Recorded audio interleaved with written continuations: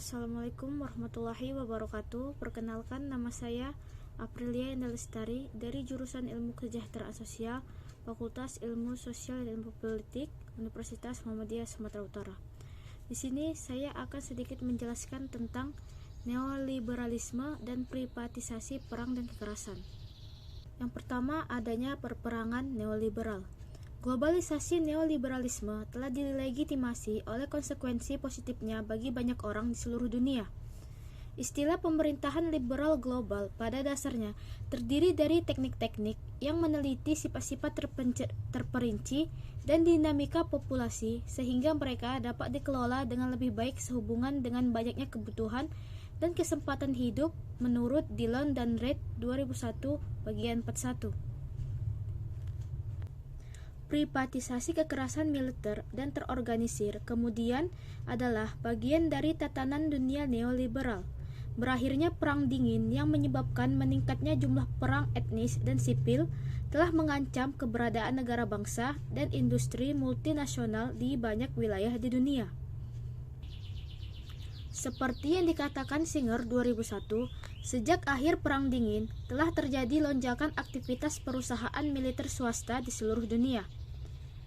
Perusahaan militer swasta mendapat keuntungan dari perang dan konflik serta dari ketakutan akan perang, dan aktif di banyak negara telah mempengaruhi hasil dari banyaknya konflik. Mereka telah menjadi aktor penting dalam perang di Angola, Kroasia, Ethiopia, Eritrea, Bosnia, dan Sierra Leone. Organisasi militer swasta semacam itu, misalnya perusahaan kas Inggris dan masyarakat Capricorn, Levdan Israel, dan perusahaan DPDM Amerika dan Air Hitam, dapat digunakan untuk menghancurkan protes, kerusuhan, dan gerakan anti pemerintah serta pemberontakan militer. Mengingat fakta ini, perusahaan militer swasta yang bergantung pada kemenangan peperangan dan konflik tidak tunduk pada kontrol internasional dan nasional, dan melakukan penindasan brutal, pembunuhan, dan pemerkosaan tanpa dimintai pertanggungjawaban atas tindakan mereka. Misalnya, organisasi internasional telah berkali-kali melaporkan tentang kekejaman kelompok semacam itu terhadap warga sipil di Irak tanpa didengar. Praktik kapitalis kontemporer berkontribusi pada perampasan dan penaklukan hidup pada kuasa maut, dan berbagai konteks perusahaan dan organisasi militer swasta dapat membawa kematian bagi warga negara tanpa bertanggung jawab atas tindakan mereka. Mereka terlibat dalam pembunuhan sebagai tindakan bisnis yang menguntungkan. Ini adalah sistem baru dalam melakukan kekerasan yang melanggar definisi klasik kekerasan yang dilegitimasi seperti yang dikemukakan oleh Max Weber. Menurut Weber 1969, melakukan kekerasan yang sah adalah monopoli negara. Meskipun didasarkan pada hak yang sah, bagaimanapun, ia tetap bertanggung jawab atas konsekuensinya dari tindakannya, termasuk hilangnya nyawa warga negara. Di era baru nekrokapitalisme menggunakan istilah Banerjee. Pelaksanaan kekerasan yang sah telah dialihkan ke tentara dan organisasi swasta. Kekerasan tentara dan organisasi semacam itu dilegitimasi bukan berdasarkan pilihan demokratis ataupun hukum nasional dan internasional, tetapi oleh kontrak bisnis yang didukung oleh negara. Perkembangan terkini dalam globalisasi neoliberalisme dan pembentukan nekrokapitalisme merupakan ancaman besar bagi keamanan global dan martabat manusia.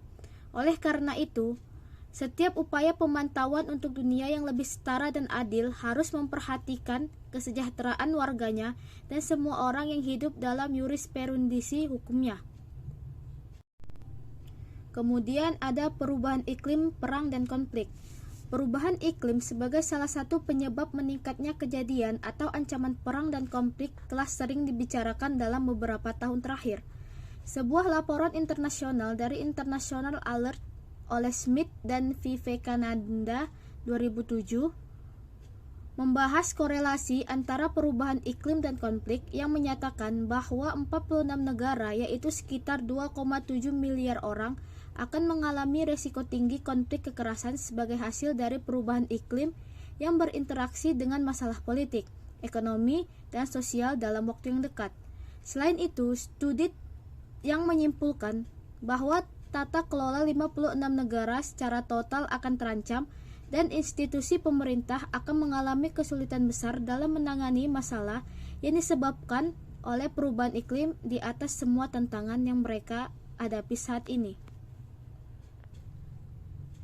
Meskipun analisis semacam itu penting dan menunjukkan bahwa perubahan iklim merupakan faktor signifikan, tetapi frekuensi perang dan konflik akan kekurangan analisis yang lebih struktural tentang ketidaksetaraan. Oleh karena itu, perubahan iklim mempengaruhi harga makanan yang memperburuk kondisi kehidupan kelompok yang tidak diistimewakan dan dapat berkontribusi pada peningkatan konflik menurut Barrett 2013. Proses ini menyoroti 4 elemen utama resiko ketidakstabilan politik, kelemahan ekonomi, kerawanan pangan, dan migrasi skala besar. Ketidakstabilan politik dan tata kelola yang buruk mempersulit adaptasi terhadap dampak fisik, perubahan iklim, dan sulit menangani konflik apapun yang muncul tanpa kekerasan. Oleh karena itu, banyak negara dan komunitas termiskin di dunia menghadapi masalah berkepala dua, yaitu perubahan iklim dan konflik kekerasan. Ada risiko nyata bahwa perubahan iklim akan memperparah kecenderungan konflik kekerasan yang pada gilirannya akan membuat masyarakat menjadi lebih miskin, kurang tangguh, dan kurang mampu dalam mengatasi konsekuensi perubahan iklim. Banyak sarjana yang berpendapat bahwa masalah perubahan iklim dan konsekuensinya yang menghancurkan manusia tidak dapat ditangani dengan baik jika akar masalahnya, yaitu ekonomi dan ideologi neoliberal, tidak dianalisis dan diubah secara kritis. Misalnya, menurut Adrian Parr 2003 memberikan kritik yang kuat terhadap gagasan bahwa solusi untuk masalah dan bencana lingkungan dapat muncul dari perubahan sederhana seperti pola konsumsi tanpa menentang ekonomi politik neoliberal yang lebih luas sebagai akar masalahnya. Dalam hal ini, pekerjaan sosial yang memiliki misi memerangi ketimpangan dan masalah sosial perlu mengembangkan pemahaman atas kritis terhadap mekanisme sosial di balik perubahan iklim. Ini harus menempatkan kesadaran akan konsekuensinya sebagai globalisasi neoliberal di jantung penelitian, pendidikan, dan praktiknya. Oleh karena itu, neoliberalisme dan perubahan iklim terutama merugikan kelompok yang kurang beruntung di dunia. Kemudian adanya ketidaksetaraan global, migrasi, dan kontrol perbatasan. Meningkatnya ketidaksetaraan global menyebabkan penurunan kondisi kehidupan banyak orang di negara-negara non-barat dan tidak stabil. Banyak orang terpaksa harus meninggalkan negara dan daerah asalnya dan pindah entah ke kota besar di negara asalnya atau ke negara tetangga, atau bisa juga ke Eropa dan negara barat lainnya untuk mencari peluang hidup yang lebih baik. Menurut laporan terbaru yang disajikan oleh UNHCR atau Global Trends 2012, saat ini ada lebih dari 45,2 juta orang terlantar di dunia.